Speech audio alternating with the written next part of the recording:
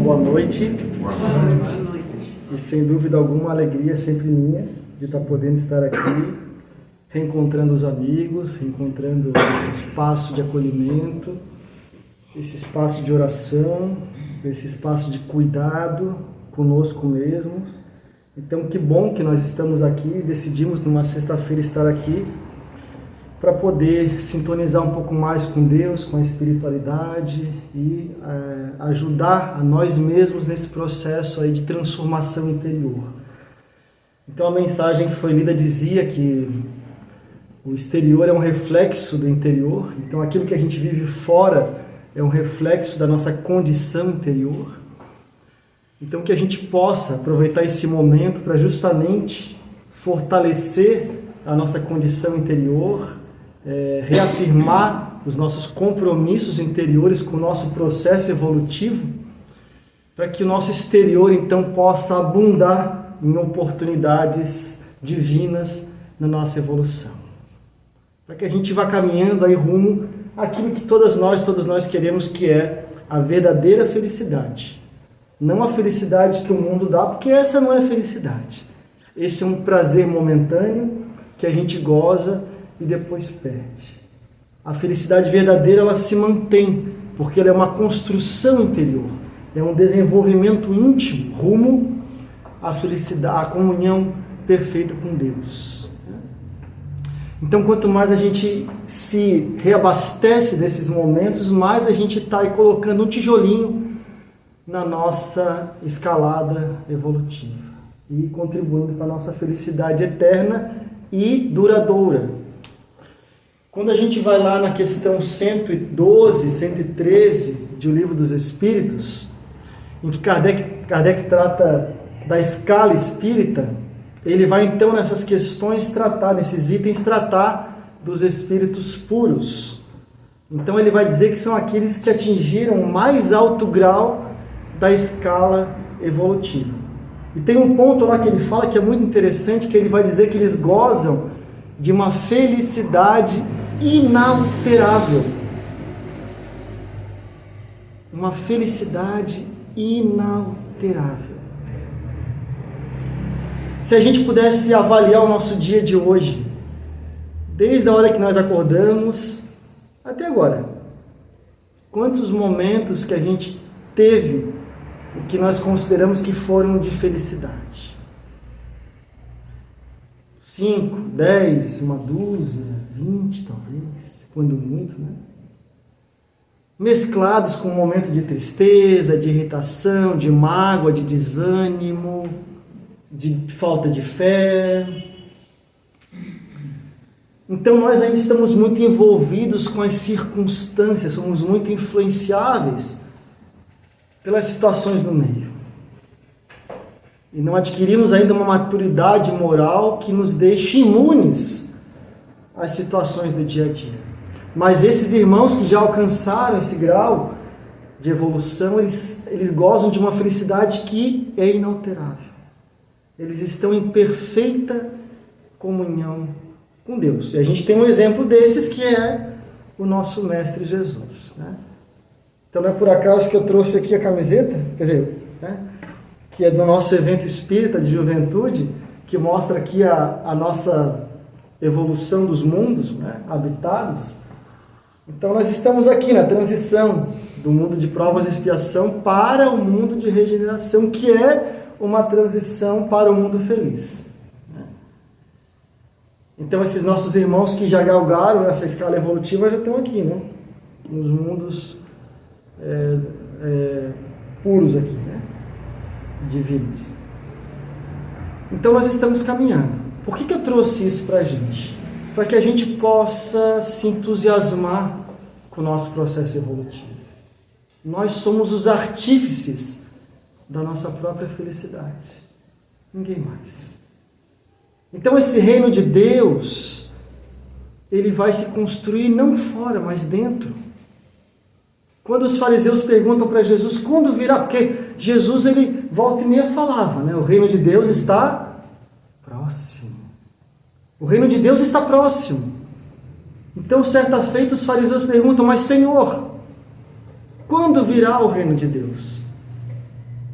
Então Jesus explica: o reino de Deus não vem com aparências exteriores, nem dirão, ei-lo aqui ou ali, pois em verdade o reino de Deus está dentro de cada um de nós.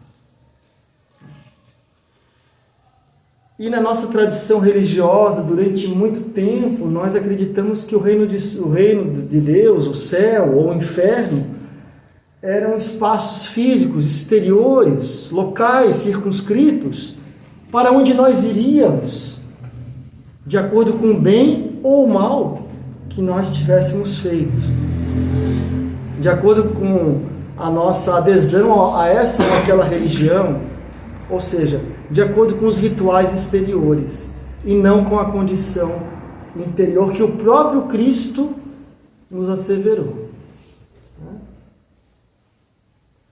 Mas será que fazia sentido imaginar que Deus, sendo amor, como nos apresenta João, criaria espaços circunscritos de gozo eterno ou sofrimento eterno para os seus próprios filhos? Quem aqui é mãe ou é pai, se o filho comete um delito, um equívoco, algum erro, teria coragem de puni-lo eternamente? Às vezes não dura nem 10 minutos, né? Não, vai, já está lá com o coração amolecido, já vai lá, chama para um café, para dar uma volta, enfim. Ora, se nós que somos ainda imperfeitos não temos essa coragem, quem dirá Deus faria isso com a sua criatura que Ele tanto ama, que é um amor inconcebível. Se nós temos na figura do pai ou da mãe, talvez os maiores amores que a gente possa compreender na dimensão terrena, quem dirá o amor de Deus por nós? Então, seria muita insensatez imaginar, logicamente, que Deus criaria esses ambientes para o gozo eterno ou para a felicidade eterna. Um dia perguntaram, não sei se foi para Chico, se existisse céu e inferno, o céu estaria cheio? Não, porque as pessoas que estivessem lá voltariam para o inferno para ajudar aqueles que estão sofrendo. Porque a alegria do bom é auxiliar o que sofre. A felicidade daquele que avançou é colaborar com a evolução daquele que está na retaguarda ainda. Diz o o Evangelho segundo o Espiritismo, capítulo 13,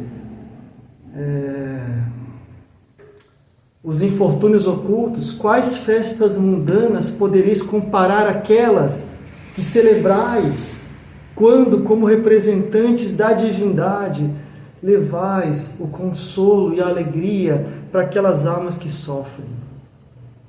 Como nos disse nosso irmão aqui no início, a gente precisa estar constantemente lembrando desses irmãos que estão sofrendo. E, no mínimo, dirigir o pensamento a eles em prece. Porque a prece tem poder. Eu estou lendo um livro agora que eu nunca tinha lido. Na verdade, eu estou ouvindo o livro, porque hoje a gente pode, ouvir o livro. É a audionovela do Memórias de um Suicida. É um livro impressionante, é fantástico. E nesse livro, dentre os vários ensinamentos, eles relatam a importância que tem a oração, especialmente para os irmãos que se despediram da matéria pelas portas do suicídio, que terão novas oportunidades de reabilitação, porque um dia todos nós nos reuniremos no seio de Deus. Mas no momento em que estão passando pelo sofrimento que estão, a oração tem um impacto muito benéfico. Então, no mínimo, oremos quando lembrar de alguém. Qualquer pessoa que vier na cabeça, seja um amigo, seja um inimigo, oremos. Aprendeste o que foi dito: amarás o teu amigo e odiarás o teu inimigo. Eu, porém, vos digo: amai os vossos inimigos, fazei o bem aos que vos odeiam e orai pelos que vos perseguem e caluniam. Então o nosso destino é colaborar com Deus na criação, cada um com a sua particularidade, fazendo todo o bem possível para os irmãos que estão caminhando junto conosco. E é o que nos mostra esse livro. Tem uma parte do Evangelho que vai concluindo aquela ideia da bondade de Deus, em que Jesus nos diz: pedi e obtereis, buscai e achareis, batei e abrir-se-vos-á. Pois qual o pai que o filho pedindo um pão lhe dá uma pedra, ou pedindo um peixe lhe dá uma cobra? Se nós, sendo maus como ainda somos, sabemos dar boas coisas aos nossos filhos, quem dirá o nosso Pai? Quem dirá o nosso Pai? Então que nós mantenhamos o contato com Deus e possamos pedir. Que sem dúvida alguma a nossa prece é ouvida. Toda prece sincera é ouvida. Toda prece, não tenho dúvida disso. Nesse livro tem uma personagem, que é o Jerônimo, que teve uma situação bastante complicada. Ele cometeu suicídio, deixou a família numa situação bastante lastimável e os filhos se desencaminharam. E aí ele vai para essa colônia, Maria de Nazaré, está sendo tratado, e ele então em algum momento ele faz uma prece muito fervorosa, que todo dia em algum momento eles oravam juntos, né? Pedindo ali por todos os irmãos, enfim. E ele pede muito por aqueles filhos que ficaram na terra. E ele é atendido. A sua prece chega, né, nas instâncias maiores da colônia, e ele é atendido. Então há uma intervenção da equipe de Maria para que esses dois filhos que estavam desencaminhados possam ser ajudados, e aí eles vão sendo encaminhados. Então é a força da prece, é a força da oração.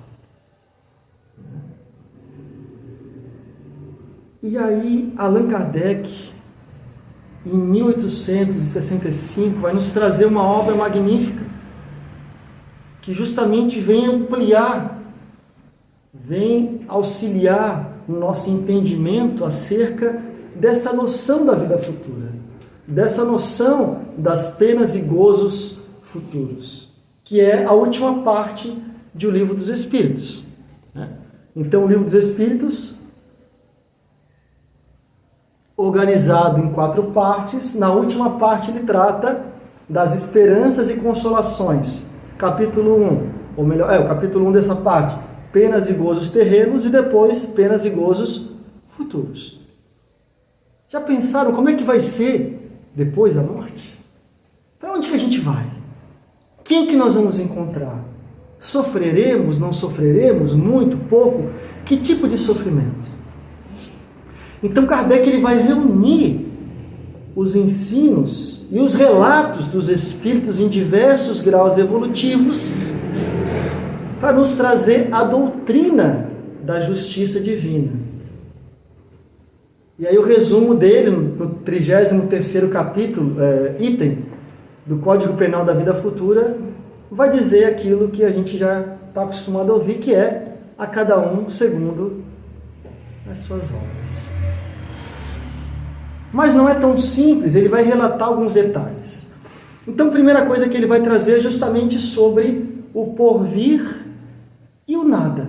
Porque muita gente fala, mas eu acho que não tem nada, porque nem o Espírito veio e voltou para dizer para a gente se existe ou não. Falta de conhecimento. E sim, eles estão voltando a todo tempo, e na época de Kardec muito mais, né? Com manifestações bastante ostensivas e materiais para justamente sensibilizar a nossa incredulidade. Então, Allan Kardec ele se comunicava com perto de 1000 centros espíritas sérios em todo o mundo e usou o critério da universalidade do ensino dos espíritos para poder compor os princípios da doutrina espírita. Ou seja, espíritos que se manifestavam espontaneamente por médiuns diferentes, em locais diferentes, em que as mensagens coincidiam. Então, quando coincidiam, ele tomava aquilo como um princípio. Né? Imagina uma pessoa estudando aqui determinada doença, aqui no Brasil, e outra no Japão, outra na França, e publicam seus trabalhos e coincide. Olha, então a gente tem a chance de aqui ter um princípio sobre a cura ou o entendimento de determinada doença. Então, esse foi o trabalho magnífico de Kardec, porque ele dá uma conotação científica para uma questão espiritual. Por isso que no livro no Evangelho segundo o Espiritismo, quando ele trata, no primeiro capítulo, de meu reino não é deste mundo, é esse, né? Ele vai dizer que o Espiritismo é a ciência nova. Então ele diz que é uma ciência nova, porque é uma ciência que trata de um ente que até então era abstrato, era relegado ao sobrenatural, ficava circunscrito a determinadas seitas, que é o espírito. Então é a ciência nova que vem revelar aos homens, às pessoas, por meio de provas irrecusáveis, a existência e a natureza do mundo espiritual e a sua relação com o mundo corporal. Nós estamos, numa força de linguagem, nos acotovelando com os espíritos, bons ou maus, de acordo com o nosso padrão vibratório. Se eu vibro no bem, atrai os bons. Se eu vibro no mal, atrai aqueles de mesmo interesse. Então Kardec pergunta, como que eu posso afastar os maus espíritos? E aí eles respondem, ora, atraindo os bons. E como que eu atraio os bons? Fazendo bem.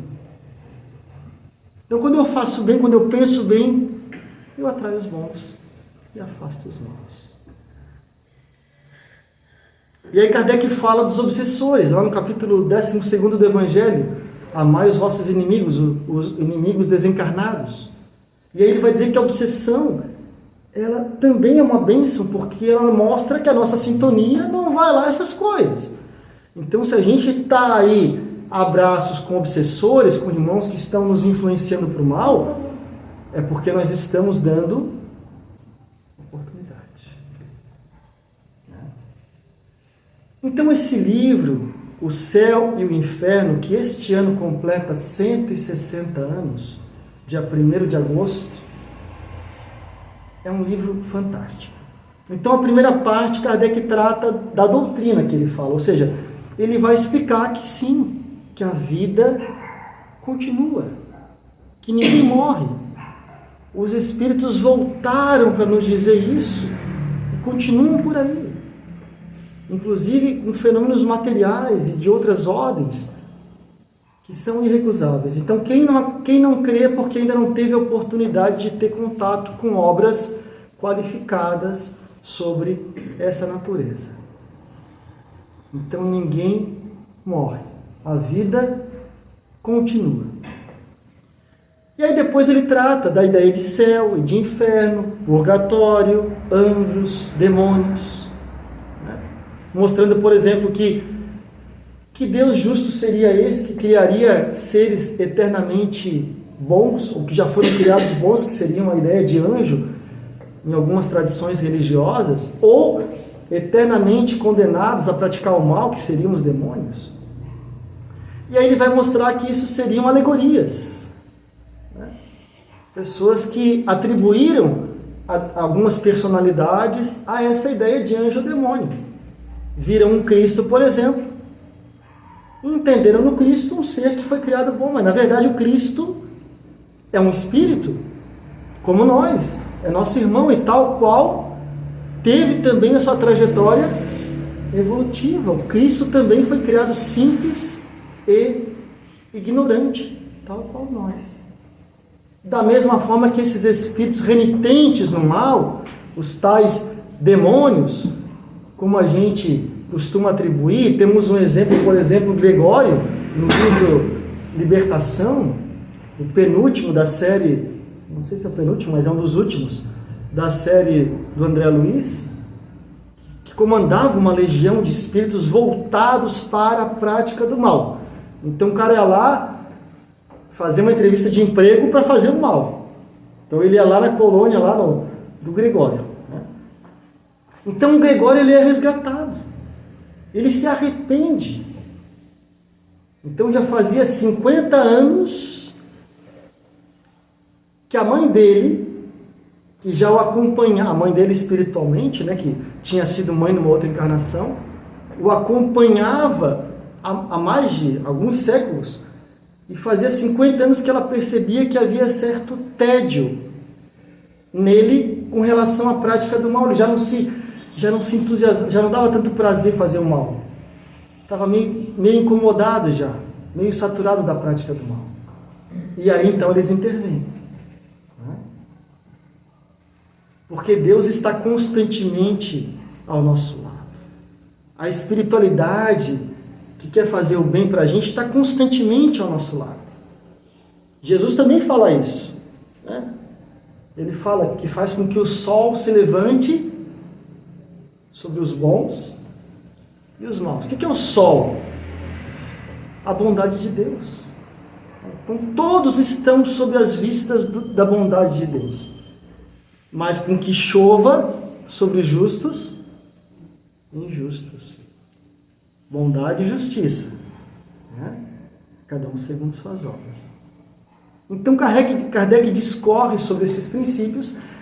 E na segunda parte, então, desse livro, Céu e Inferno, ele traz alguns casos para exemplificar aquilo que ele houvera tratado na parte inicial, que é a doutrina.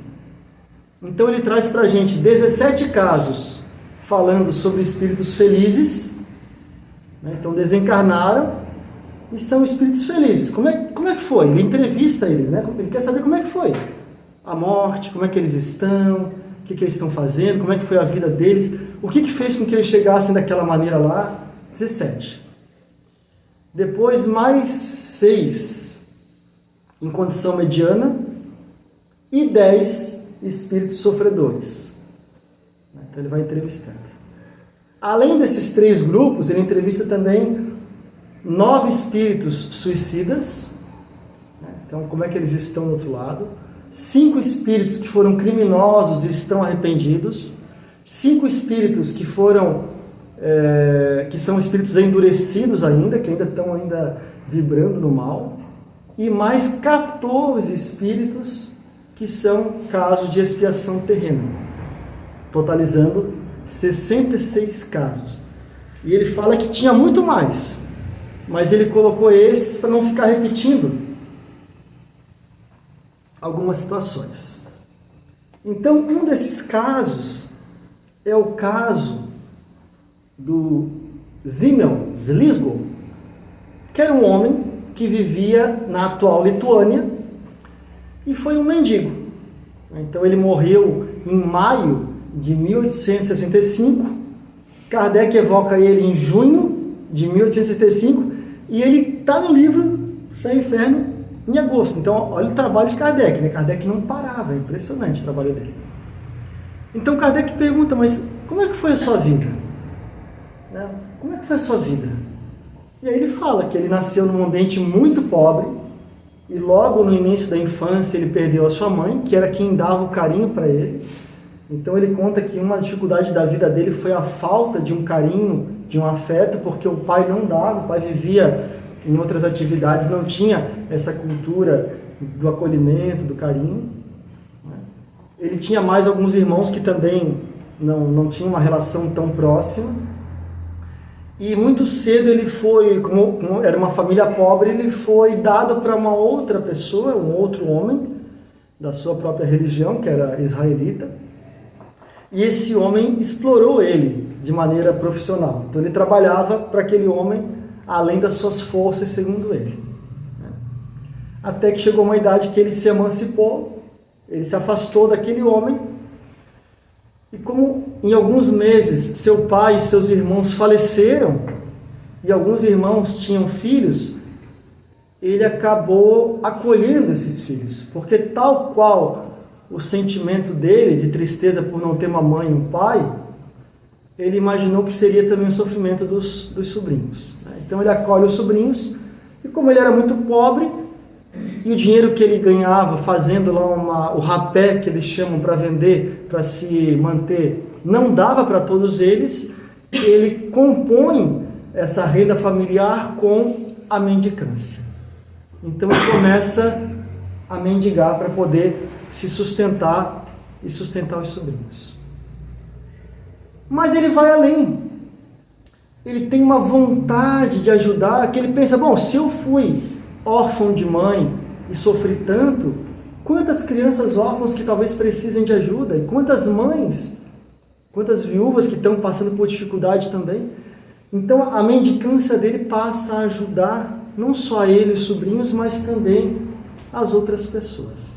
E aí ele passa 30 anos da vida dele trabalhando para se sustentar, mas também mendigando para poder auxiliar órfãos, viúvas e pessoas pobres. De forma que ele passa a ser reconhecido pela sociedade, pela sua cidade, por aquele trabalho de auxílio a essas pessoas. De maneira que quando ele falece no seu cortejo fúnebre, grande parte da cidade participa em homenagem àquele homem, o Zímio, que havia se doado daquela maneira para auxiliar. Embora as condições bastante difíceis que foram a sua vida. E aí Kardec pergunta, mas por quê? Que circunstâncias levaram você a ter essa vida? E aí ele, como esse espírito narra essa sua situação naquela parte das expiações terrenas, ele fala, foi uma expiação. O que é uma expiação? Segundo o Código Penal da Vida Futura, no item 16, Kardec vai dizer que a expiação é todo sofrimento físico e moral decorrente de uma má ação, de uma falta com relação às leis de Deus. Então, sempre que a gente comete alguma ação, algum equívoco em relação às leis de Deus, a gente vai expiar. A gente vai ter algum sofrimento associado, para a gente entender que aquilo que a gente fez não está certo. E como é que a gente pode, então, desfazer os traços de uma falta, como diz Kardec? Então, eu cometi uma falta, eu me equivoquei. O que eu posso fazer para ultrapassar essa falta? E aí Kardec vai trazer 3 pontos. Primeira coisa, arrependimento. Então, muitos irmãos nossos continuam sofrendo e sofrendo e sofrendo em função de uma falta porque não se arrependem. Não reconhecem o seu erro. Não, mas ele mereceu. Não, mas não reconhecem o seu equívoco. Então, primeiro ponto para a gente sair daqui hoje, reconhecer as nossas faltas. Segunda coisa, expiação. Porque não basta reconhecer, eu preciso sofrer em consequência do erro que eu cometi, para eu entender que aquilo não está certo. Expiação. E a terceira coisa, para fechar, então Marco vem aqui, sem querer ele bate no celular, derruba aqui, quebrou, desculpa, quebrei o celular, de repente, e vai embora. O que faltou aqui? O que a nossa consciência nos diz? A gente precisa reparar. Então, para apagar os traços de uma falta e evoluir, a gente precisa reconhecer o erro, arrependimento, expiar o erro, sofrer por aquilo, mas, acima de tudo, reparar. Então, ele vai dizer para a gente, o Zímel, que numa encarnação passada, ele havia sido um príncipe, numa região lá do leste da Europa. Só que ele era um príncipe bastante carrasco, bastante tirano. Ele abusava das pessoas, dos seus súditos. Abusava física, moral e até sexualmente. De todo jeito. Ele era um carrasco. E claro, era um povo pobre, porque ele abusava das pessoas, e alguns então também mendigavam. Olha que interessante, ele foi mendigo, né? O que ele fazia com os que mendigavam? ele cobrava imposto da mendicância. Então o cara mendigava lá, 70%, 80% era para ele.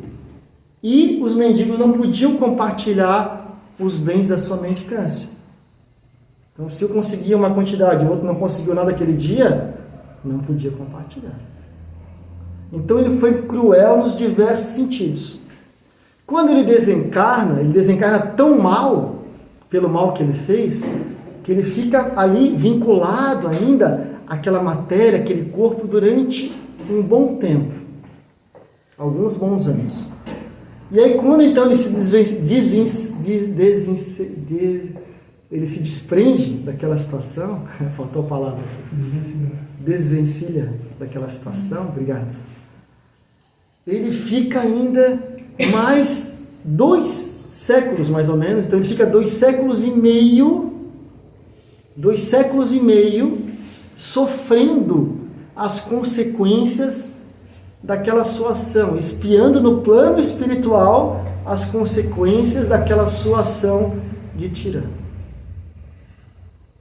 E aí, então ele se arrepende, é resgatado, vai, planeja uma outra encarnação e volta naquela encarnação que ele conta para Kardec que ele foi o mendigo. Então, a gente pode calcular aqui, deu 3 séculos e meio mais ou menos, o interstício entre uma encarnação e outra. Então, a expiação. Mas é interessante que ele vai falar, para a gente finalizar aqui, né? Desculpa o tempo aqui. Ele vai falar que ele estava feliz. Porque, sem dúvida, essa encarnação, naquele sofrimento todo que ele passou, falta de mãe, exploração, trabalho, mendicância, aquilo foi, de alguma forma, planejado e ele conseguiu cumprir. Ele conseguiu cumprir aquele planejamento. Então ele estava feliz. Se eu não me engano, ele fala que ele ainda tinha mais coisas para resgatar, ele ia continuar resgatando, porque Deus faz isso com a gente, né? Deus é que nem a Casas Bahia, a gente vai lá e compra 12 vezes, 18 vezes. Então a gente tem uma dívida e ela é parcelada para nos ajudar. Né? Ela é parcelada, porque Deus não quer o sacrifício. O que ele quer? Jesus fala, né? Misericórdia, peço e não sacrifício. Deus não quer que a gente sofra. Ele quer ajudar a gente. A gente vai resgatar, mas nas melhores condições possíveis, de acordo com a nossa boa vontade. Então, meus irmãos e minhas irmãs, que a gente possa então compreender essa dimensão do céu e inferno que está muito mais dentro do que fora. O céu é a consciência tranquila do dever plenamente cumprido, assim como o inferno é a consciência culpada das faltas que nós voluntariamente cometemos. Ninguém pode voltar atrás e começar de novo, mas todo mundo pode começar agora e fazer um novo fim. Então que a gente possa se apropriar dessa ideia e começar a fazer o bem. Por isso que fora da caridade não há salvação, porque é só fazendo o bem. Kardec vai dizer, como é que eu apago os traços de uma falta? Reparando, fazendo o bem. Porque se eu errei, porque eu fiz mal. Como é que eu apago o mal? Fazendo o bem. Então que a gente possa construir cada dia dentro de nós o céu em que a gente gostaria de viver. Porque em verdade o céu está dentro de cada um, de cada uma de nós. Emmanuel vai dizer o seguinte para a gente: o reino de Deus está próximo, sobretudo em nossa capacidade de construí-lo por dentro de nós, através do céu que possamos oferecer à alma do nosso próximo. Então, quanto mais eu me devoto ao bem comum, quanto mais eu auxilio o meu irmão, mais eu estou colaborando com a construção do meu céu interior. Muito obrigado.